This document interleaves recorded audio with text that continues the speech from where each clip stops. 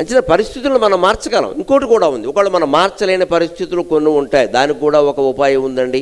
భాగవతంలో చెబుతారు, పరిస్థితులు మన గుప్పెట్లో ఉండాలంటే పరమేశ్వరుడు మన గుండెల్లో ఉండాలి. ఖచ్చితంగా పరిస్థితులు మారతాయి.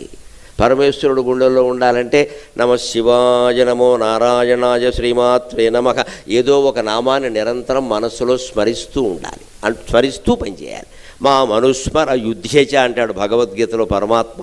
మా మనుస్మర యుద్ధేచ, నన్ను స్మరించు యుద్ధం చేయన్నాడు అర్జునుడితో. యుద్ధం అంటే మన పని మనం చేయడం. ఇవాళ ఉద్యోగాలు యుద్ధాలే, చదువులు యుద్ధాలే, అన్నీ యుద్ధాలే. సంసారం కూడా పెద్ద యుద్ధమే.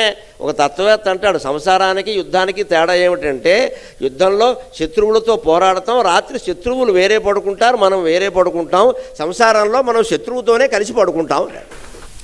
యుద్ధంలో ఏమిటంటే పగలల్లా ఎవరితో యుద్ధం చేసామో వారు వేరే శిబిరాల్లో పడుకుంటారు, మనం వేరే శిబిరాల్లో పడుకుంటాం. సంసారంలో గొప్ప విశేషం ఏంటంటే పగలల్లా ఎవరితో పోరాడామో వారితోనే కలిసి పడుకోవాలి, ఇంకో మార్గం లేదు ఇక్కడ. అంటే దానికంటే గొప్ప యుద్ధం ఇది. అంటే సంసారం అంటే యుద్ధం.